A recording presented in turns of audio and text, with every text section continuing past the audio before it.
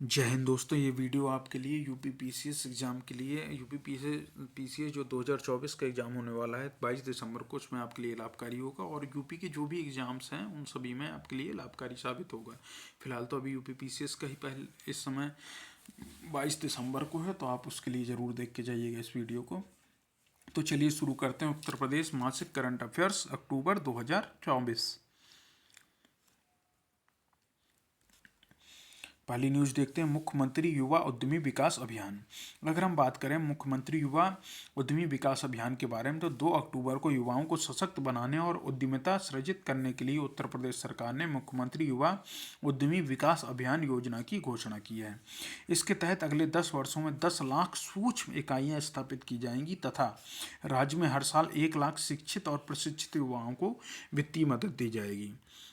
बुंदेलखंड पूर्वांचल आकांक्षी जिलों के लाभार्थियों के लिए इस योजना में विशेष प्रावधान किए गए हैं। तो याद रखिएगा, मुख्यमंत्री युवा उद्यमी विकास जो अभियान शुरू किया गया है 2 अक्टूबर को शुरू किया गया है, और उत्तर प्रदेश में जो युवा हैं उनको सशक्त बनाने और उद्यमिता सृजित करने के लिए उत्तर प्रदेश सरकार द्वारा इस योजना की घोषणा की गई है। इसके तहत कहा गया है कि हम उत्तर प्रदेश सरकार अगले 10 वर्षों में 10 लाख सूक्ष्म इकाइयाँ स्थापित करेगी तथा राज्य में हर साल 1 लाख शिक्षित और प्रशिक्षित युवाओं को जो भी अगर वो कोई उद्यम लगा रहे हैं तो उन्हें वित्तीय मदद दी जाएगी। और इसके तहत बुंदेलखंड पूर्वांचल और आकांक्षी जिलों के लाभार्थियों के लिए इस योजना में विशेष प्रावधान भी किए गए हैं। अगली न्यूज़ देखते हैं, ग्रीन अयोध्या फंड। अगर हम बात करें ग्रीन अयोध्या फंड के बारे में, तो 30 अक्टूबर को अयोध्या ने सतत शहरी विकास और पर्यावरण संरक्षण को बढ़ावा देने के लिए ग्रीन अयोध्या फंड की शुरुआत की है। इस फंड का उद्देश्य क्या है? पर्यावरण के अनुकूल पहल, सतत शहरी नियोजन, हरित अयोध्या बनाने के संरक्षण प्रयासों को बढ़ावा देना है। तो याद रखिएगा, 30 अक्टूबर को अयोध्या ने सतत शहरी विकास और पर्यावरण संरक्षण को बढ़ावा देने के लिए ग्रीन अयोध्या फंड की शुरुआत की है। इस फंड का उद्देश्य क्या है? पर्यावरण के अनुकूल सतत शहरी नियोजन और हरित अयोध्या बनाने के लिए संरक्षण प्रयासों को बढ़ावा देना है। अगली न्यूज़ पर चलते हैं। अगली न्यूज़ है UP Israel leaders meet. UP Israel leader meet के बारे में बात करें तो 15 अक्टूबर को उत्तर प्रदेश के मुख्यमंत्री कौन है उत्तर प्रदेश के? योगी आदित्यनाथ जी ने लखनऊ में इजराइल के राजदूत रूबेन अजार से मुलाकात की। ठीक है। महाकुंभ 2024 को और अधिक सुरक्षित बनाने के लिए तथा पुलिस आधुनिकीकरण और ड्रोन रोधी तकनीक के इस्तेमाल के लिए इजराइल से मदद मांगी गई है। मतलब इजराइल से इसके बारे में बात की गई कि आप हमें ये चीज़ें उपलब्ध कराएं जिससे हम पुलिस के आधुनिकीकरण करा सकें, और ड्रोन रोधी तकनीक के लिए भी इजराइल से मदद मांगी गई है। साथ ही इस मीट में ड्रिप सिंचाई और पेयजल के क्षेत्र में भी सहयोग पर चर्चा की गई। इसके अलावा इजराइल की सहायता से कौशाम्बी में फलों और चंदौली में सब्जियों के लिए नए उत्कृष्टता केंद्र स्थापित करने के बारे में भी चर्चा की गई। तो किस किस बारे में चर्चा की गई? पहले तो यूपी इजराइल लीडर मीट जो है 15 अक्टूबर को हुई। उत्तर प्रदेश के मुख्यमंत्री जी योगी आदित्यनाथ जी इसमें शामिल हुए और इजराइल के राजदूत रूबेन अजार शामिल हुए, और ये लखनऊ में हुई। इसके लिए महाकुंभ 2025 को और अधिक सुरक्षित बनाने के लिए पुलिस आधुनिकीकरण और ड्रोन रोधी तकनीक के इस्तेमाल के लिए इजराइल से मदद मांगी गई है। साथ ही इस मीट में ड्रिप सिंचाई और पेयजल के क्षेत्र पर भी सहयोग के लिए चर्चा की गई। इजराइल की सहायता से कौशाम्बी में फलों और चंदौली में सब्जियों के लिए नए उत्कृष्टता केंद्र स्थापित करने के बारे में भी चर्चा की गई। अगले पॉइंट को देखते हैं। अगला पॉइंट है मार्गदर्शक ऐप। मार्गदर्शक ऐप के बारे में बात करें तो यूपी एसआरटीसी ने ये दिवाली के पहले लॉन्च किया था मार्गदर्शक ऐप। ठीक है। तो मार्गदर्शक ऐप जो लॉन्च किया था यूपी एसआरटीसी। यूपी एसआरटीसी का क्या मतलब है? उत्तर प्रदेश जो राज्य परिवहन निगम जो है, जिसके तहत आप देखते होंगे जो बसों में लिखा रहता है उत्तर प्रदेश राज्य परिवहन निगम, तो ये वही है यूपी एसआरटीसी। इसने दिवाली के पहले मार्गदर्शक ऐप को लॉन्च किया था, और यह ऐप निःशुल्क रूप से बस ट्रैकिंग के लिए लॉन्च किया गया, जिससे यात्री अपने फ़ोन पर यूपी एसआरटीसी की सभी बसों को लाइव ट्रैक कर सकते हैं। साथ ही यह app UP police emergency response service से जुड़ा होगा, जो ऐप पर उपलब्ध डिजिटल पैनिक बटन के माध्यम से उपलब्ध होगा। कोई इमरजेंसी पड़ जाती है तो पैनिक बटन रहेगा, और ये UP police emergency response service से जुड़ा होगा। तो याद रखिएगा, मार्गदर्शक ऐप के बारे में बात की गई है। अगले पॉइंट को देखते हैं। अगला पॉइंट है कुंभ शिखर सम्मेलन। कुंभ शिखर सम्मेलन के बारे में बात करें तो महाकुंभ 2025 की तैयारी के लिए उत्तर प्रदेश सरकार राज्य के सभी 18 मंडलों में कुंभ शिखर सम्मेलन का आयोजन कर रही है। याद रखिएगा, ये अक्टूबर की न्यूज है, अक्टूबर माह में ये चल रहा था। तो महाकुंभ 2025 की तैयारी के लिए उत्तर प्रदेश राज्य सरकार सभी 18 मंडलों में कुंभ शिखर सम्मेलन का आयोजन कर रही है। यह शिखर सम्मेलन लखनऊ से शुरू हो गया है और यह आयोजन 14 नवंबर तक चलेगा।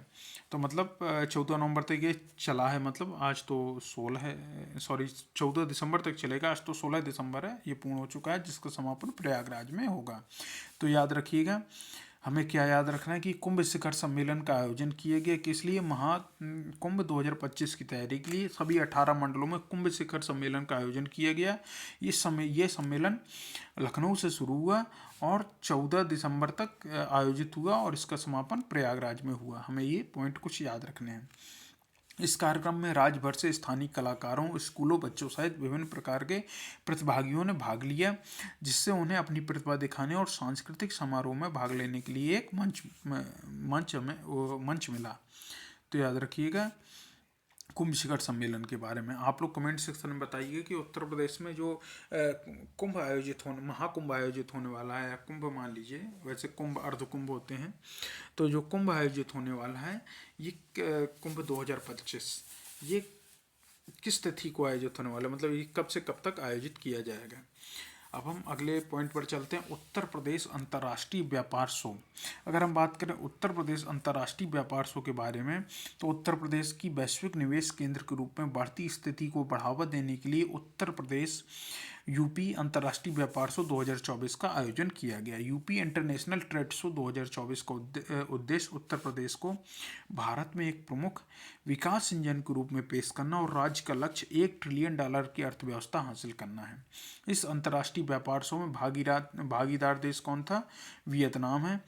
यह शो यूपी के व्यवसाय, वाणिज्य, शिल्प, संस्कृति, भोजन और नवाचार पर प्रकाश डालता है। तो याद रखिएगा, कुछ चीज़ें याद रखें कि उत्तर प्रदेश व्यापार शो जो है ये उत्तर प्रदेश की वैश्विक निवेश केंद्र में बढ़ती स्थिति को बढ़ावा देने के लिए यूपी अंतर्राष्ट्रीय व्यापार शो का आयोजन किया गया। आप लोग कमेंट सेक्शन में बताइए कि कहाँ पर आयोजन किया गया, क्योंकि शायद सितंबर वाले न्यूज में का ये रिपीट हो गया है, तो उसमें हमने आपको बताया था, तो आप उस वीडियो को जाकर ज़रूर देखिएगा, क्योंकि वो यूपी स्पेशल ही हमने सितंबर को अपलोड किया, तो उसको जाकर देखिएगा।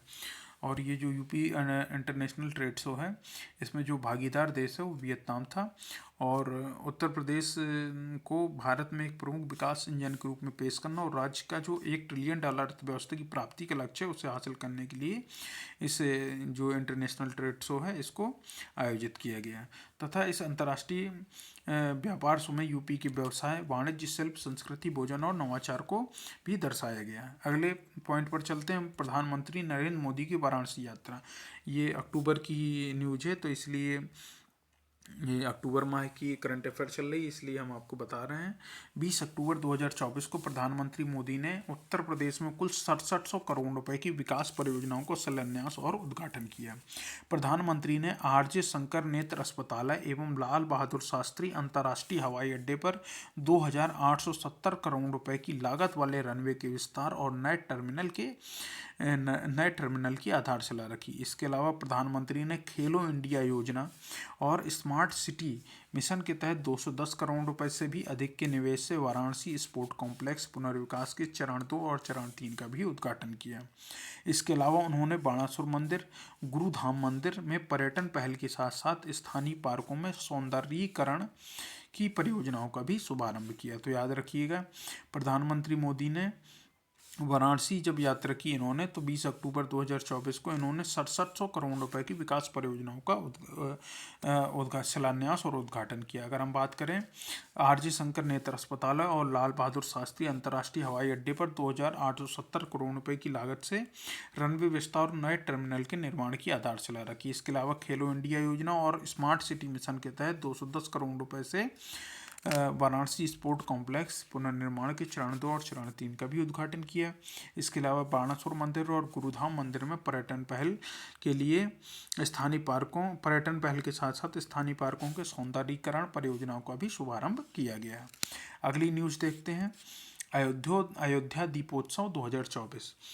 अयोध्या में 28 से 30 अक्टूबर 2024 तक 8वां भव्य दीपोत्सव समारोह आयोजित किया गया था।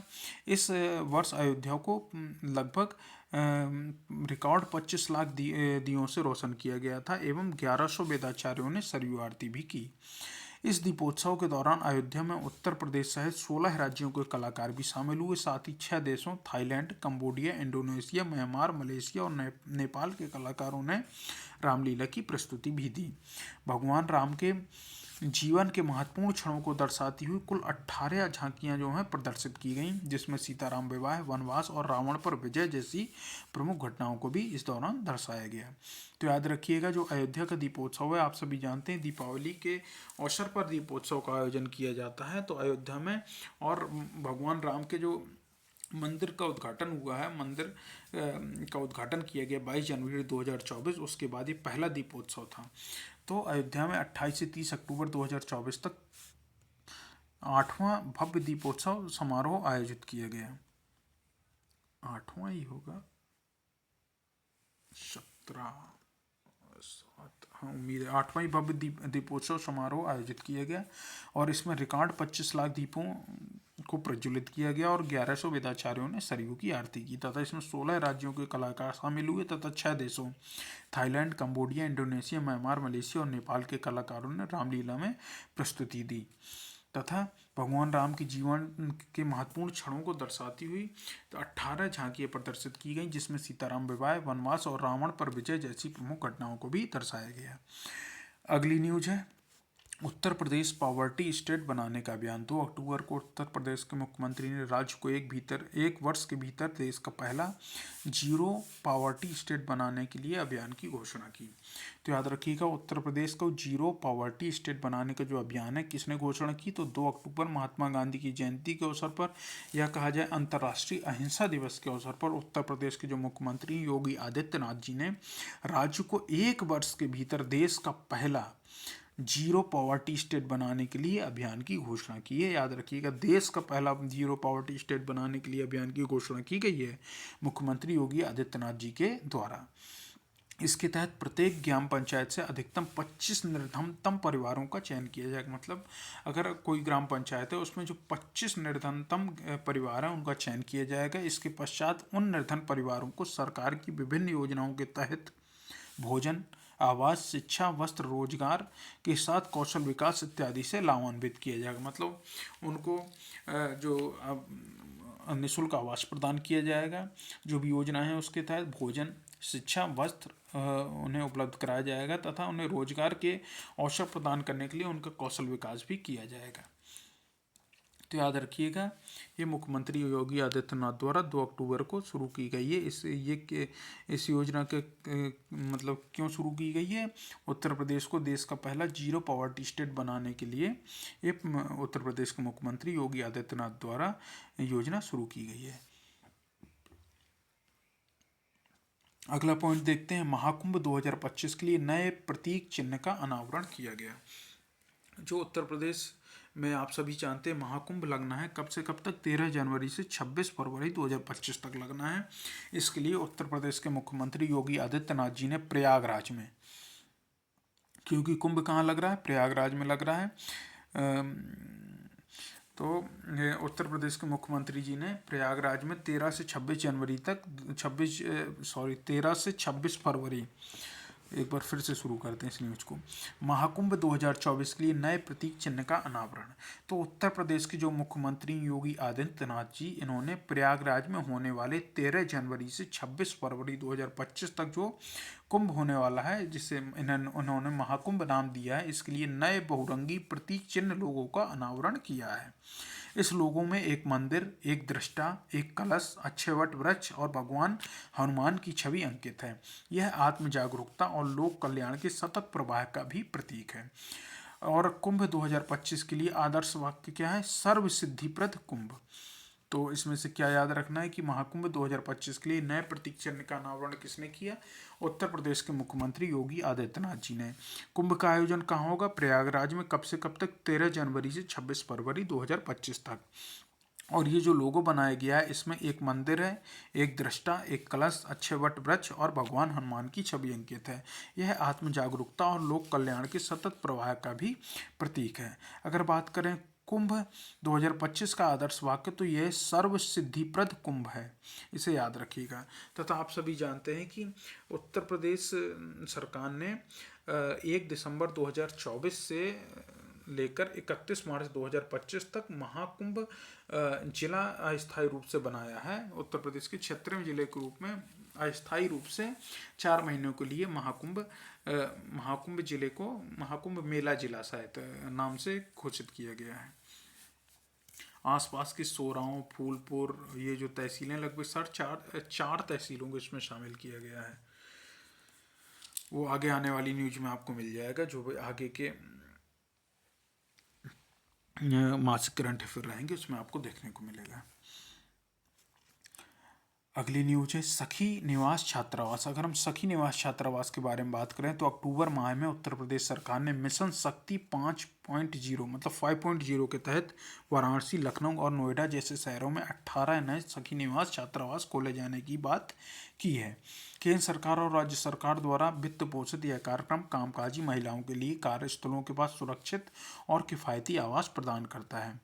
इसके लिए इसके मतलब इस जो सखी निवास छात्रावास है इसमें 50 महिलाएं रह सकेंगी एक छात्रावास में, और विवाहित महिलाएं बच्चों बेटियों के लिए 18 वर्ष, बेटों के लिए 12 वर्ष तक अपने साथ रख सकती हैं। तो याद रखिएगा, उत्तर प्रदेश सरकार ने मिशन शक्ति 5.0 के तहत क्या किया है, वाराणसी, लखनऊ और नोएडा जैसे शहरों में 18 नए सखी निवास छात्रावास खोले जाने की बात की है। ये जो कार्यक्रम है सखी निवास छात्रावास का, एक केंद्र सरकार और राज्य सरकार दोनों इसे अपना इसे दोनों मिलकर वित्त पोषित करती हैं, और ये जो कामकाजी महिलाओं यानी वर्किंग वूमेन के लिए सुरक्षित और किफ़ायती आवास प्रदान करता है उनके कार्यस्थलों के पास। एक छात्रावास में लगभग 50 महिलाएं रह सकेंगी, और अगर महिलाएं वो विवाहित हैं तो अपने बच्चों को भी रख सकती हैं, लेकिन बेटों के लिए मात्र 12 वर्ष तक बेटे उनके साथ रह सकते हैं, और बेटियां जो हैं मात्र 18 वर्ष तक उनके साथ रह सकती हैं। अगली न्यूज़ देखते हैं, संचारी रोग नियंत्रण अभियान। संचारी रोग नियंत्रण अभियान के बारे में बात करें तो 1 अक्टूबर 2024 को उत्तर प्रदेश में मच्छर जनित रोगों, संचारी रोगों और दिमागी बुखार पर प्रभावी नियंत्रण के लिए संचारी रोग नियंत्रण अभियान की शुरुआत लखनऊ के अलीगंज स्थित सामुदायिक स्वास्थ्य केंद्र में की गई। तो याद रखिएगा, संचारी रोग नियंत्रण अभियान की शुरुआत कहाँ की गई? लखनऊ के अलीगंज स्थित सामुदायिक स्वास्थ्य केंद्र में की गई। किस लिए की गई? मच्छर जनित रोगों, संचारी रोगों और दिमागी बुखार पर प्रभावी नियंत्रण के लिए। कब की गई शुरुआत? 1 अक्टूबर 2024 को शुरुआत की गई। यह अभियान 1 अक्टूबर से 31 अक्टूबर तक जारी रहा, तथा इस अभियान के तहत घर घर जाकर लोगों को संचारी रोगों पर नियंत्रण करने के लिए जागरूक किया गया कि क्या उनको उपाय बताए गए कि कैसे हम संचारी रोगों पर नियंत्रण कर सकते हैं, इसके लिए जागरूक किया गया। साथ ही पूरे महीने शहरी और ग्रामीण क्षेत्रों में साफ सफाई, सैनिटाइजेशन, एंटी लार्वा छिड़काव और फॉगिंग का विशेष अभियान चलाया गया। आप जानते हैं ना, मच्छरों के लिए वो मशीन आया करती है जो काफ़ी धुआं सा उड़ाती है, और आप देखते होंगे कि नगर पालिका वगैरह के अधिकारी आके जहाँ पानी वगैरह जमा होता है तो वहाँ पर मिट्टी का तेल वगैरह डालते हैं जिससे सभी लार्वा वगैरह नष्ट हो जाएं। तो ये उसी तरीके का अभियान था, ये वही अभियान था। 1 अक्टूबर से 31 अक्टूबर तक इसको चलाया गया। अगर हम बात करें यूपी की अन्य खबरों की, तो उससे पहले अगर आपने अभी तक हमारे यूट्यूब चैनल को सब्सक्राइब नहीं किया तो प्लीज़ सब्सक्राइब करके बेल आइकन जरूर दबाइए, और आपको हमारे यूट्यूब चैनल के यूट्यूब चैनल के डिस्क्रिप्शन बॉक्स में आपको हमारे टेलीग्राम चैनल और इंस्टाग्राम अकाउंट, फेसबुक के ग्रुप, जो भी हमारे सोशल मीडिया प्लेटफॉर्म है, आपको उन सभी की लिंक आपको मिल जाएगी। आप ज़रूर देखिएगा, ज़रूर जुड़िएगा हमारे साथ, और इस वीडियो को ज़्यादा से ज़्यादा शेयर करिएगा और लाइक करिएगा, और इसमें जो भी प्रश्न पूछे गए हैं उनका जवाब कमेंट सेक्शन में बताइएगा, तथा आप बताइएगा कि आपको ये वीडियो कैसा लगा। इसके अलावा अगर आप फेसबुक में देख रहे हैं तो आपको कमेंट सेक्शन में इन सभी सोशल मीडिया प्लेटफॉर्म की लिंक मिल जाएगी, तो आप सबसे ज़रूर जुड़िएगा। तो दोस्तों अब हम देखते हैं यूपी की अन्य खबरों को। पहली न्यूज है, उत्तर प्रदेश के हरदोई जिला निवासी पर्वतारोही अभिनीत मौर्य ने हिमाचल प्रदेश के लाहौल घाटी की सबसे ऊंची चोटी माउंट यूनो पर तिरंगा फहराकर कीर्तिमान स्थापित किया है। तो याद रखिएगा, हिमाचल प्रदेश में जो लाहौल घाटी है उसकी सबसे ऊंची चोटी जिसका नाम माउंट यूनम है, उस पर तिरंगा फहराकर कीर्तिमान स्थापित किया है। किसने? उत्तर प्रदेश के हरदोई जिला निवासी पर्वतारोही अभिनीत मौर्य ने। अगले न्यूज़ को देखते हैं। 12 अक्टूबर 2024 तक उत्तर प्रदेश सरकार ने राज्य के सरकारी स्कूलों में मध्याह्न भोजन प्रदान करने के लिए यानी मिड डे मील प्रदान करने के लिए वित्तीय वर्ष 2024-25 में आवंटित धनराशि 686 करोड़ रुपए का लगभग 80% पहले ही उपयोग कर लिया है। यह उत्तर प्रदेश सरकार द्वारा प्रधानमंत्री पोषण योजना के कार्यान्वयन में महत्वपूर्ण प्रगति को दर्शाता है। तो याद रखिएगा, मिड डे मील योजना के लिए जितना भी धनराशि आवंटित की गई थी तो वित्त वर्ष 2024-25 के लिए उसका लगभग 80% उपयोग किया जा चुका है उत्तर प्रदेश सरकार द्वारा। 12 अक्टूबर 2024 को एक ऐसी सूचना जारी की गई या रिपोर्ट जारी की गई कहा जाए तो। और ये इससे क्या साबित होता है कि प्रधानमंत्री पोषण योजना के कार्यान्वयन में उत्तर प्रदेश महत्वपूर्ण प्रगति कर रहा है। अगली न्यूज़ देखते हैं। 26 अक्टूबर को उत्तर प्रदेश सरकार ने राज्य के 6 जिलों लखनऊ, गोरखपुर, अयोध्या, आगरा, गौतम बुद्ध नगर और बुंदेलखंड में विशेष शिक्षा जोन बनाने की घोषणा की है। तो एक बार फिर देख लेते हैं। 26 अक्टूबर को उत्तर प्रदेश सरकार ने राज्य के 6 जिलों लखनऊ, गोरखपुर, अयोध्या, आगरा, गौतम बुद्ध नगर उत्तर और बुंदेलखंड में विशेष शिक्षा जोन बनाने की घोषणा की है। तो इसमें क्या याद रखना लायक है? ये याद रखने लायक कि किन किन जिलों में जो है घोषणा की गई है विशेष शिक्षा जोन बनाने की, क्योंकि ऑप्शन में दे सकता है, ऑप्शन दे दिए ABCD, इसमें से पूछेंगे किन किन जिलों में या किन जिलों में नहीं बनाने की घोषणा की गई या किन जिलों में बनाने की घोषणा की गई है, इस तरीके से आपसे पूछा जा सकता है, तो इसको भी याद रखिएगा।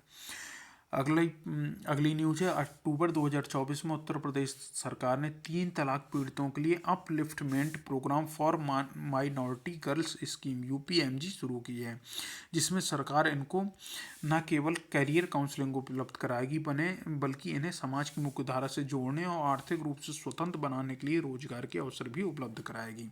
तो याद रखिएगा, उत्तर प्रदेश सरकार ने अक्टूबर 2024 में एक योजना चलाई है जो 3 तलाक से पीड़ित जो मुस्लिम बहनें होती हैं, मुस्लिम महिलाएं होती हैं, उनके लिए upliftment programme for minority girls scheme, upliftment programme for minority girls scheme UPMG योजना शुरू की है। इसके तहत सरकार न केवल उन्हें करियर काउंसलिंग उपलब्ध कराएगी बल्कि उन्हें समाज की मुख्यधारा से जोड़ने और आर्थिक रूप से स्वतंत्र बनाने के लिए रोजगार के अवसर भी उपलब्ध कराएगी। अगली न्यूज पर चलते हैं। अगली न्यूज है, राष्ट्रीय सुशासन केंद्र ने 24 अक्टूबर 2024 को IIT कानपुर के सहयोग से सार्वजनिक नीति और सुशासन पर वेबिनार श्रृंखला के दूसरे वेबिनार का समापन किया। राष्ट्रीय सुशासन केंद्र ने 24 अक्टूबर 2024 को IIT कानपुर के सहयोग से सार्वजनिक नीति और सुशासन पर वेबिनार श्रृंखला के अपने दूसरे वेबिनार का समापन किया। इसे याद रखिएगा। तो राष्ट्रीय सुशासन केंद्र ने 24 अक्टूबर को IIT कानपुर के सहयोग से सार्वजनिक नीति और सुशासन पर वेबिनार श्रृंखला के अपने दूसरे वेबिनार का समापन किया है, इसे याद रखिएगा। अगली न्यूज है, 4 अक्टूबर को उत्तर प्रदेश सरकार ने राज्य भर में 2024-25 सीजन में खरीफ फसलों के लिए डिजिटल फसल सर्वेक्षण का 80% सफलतापूर्वक पूरा कर लिया है। इस सर्वेक्षण में भाग लेने वाले राज्य के शीर्ष 10 जिलों में जौनपुर अग्रणी रहा, जबकि गाजियाबाद दूसरे स्थान पर रहा। तो याद रखिएगा, 4 अक्टूबर को उत्तर प्रदेश सरकार ने राज्य भर में 2024-25 सीजन में खरीफ फसलों के लिए डिजिटल फसल सर्वेक्षण का 80% पूरा कर लिया है। इस सर्वेक्षण में भाग लेने वाले राज्यों में जौनपुर शीर्ष पर रहा, जबकि गाजियाबाद दूसरे स्थान पर रहा है।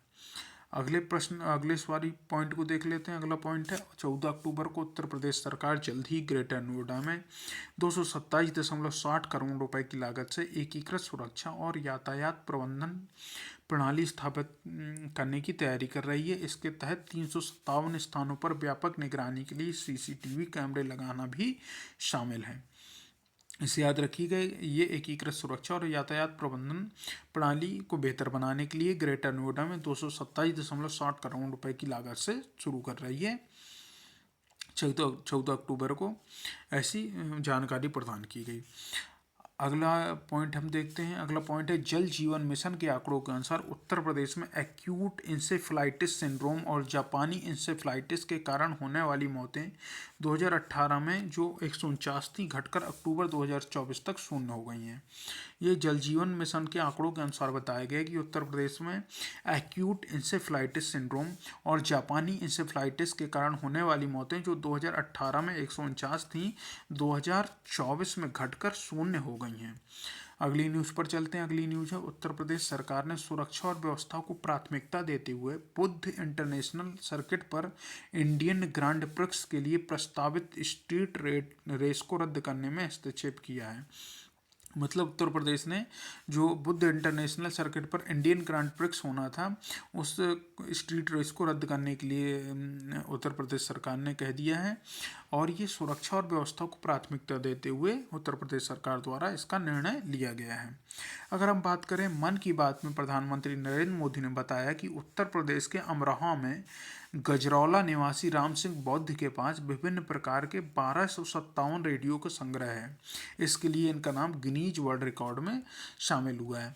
कई बार प्रश्न आ जाता है कि क्योंकि प्रधानमंत्री मोदी जी ने ये मन की बात में अपने प्रोग्राम जो उनका मन की बात प्रोग्राम आता है उसमें इस बात का जिक्र किया है, इसलिए हमें याद रखना है कि उत्तर प्रदेश के अमरोहा के गजरौला निवासी राम सिंह बौद्ध के पास विभिन्न प्रकार के 1257 रेडियो का संग्रह है। इसके लिए इनका नाम गिनीज वर्ल्ड रिकॉर्ड में दर्ज हुआ है। ये गिनीज वर्ल्ड रिकॉर्ड में भी दर्ज हुआ है। इस बात से भी हमें इस चीज़ को याद रखने की ज़रूरत है, क्योंकि आजकल आप जानते हैं एग्जाम में कुछ भी पूछ लिया जाता है।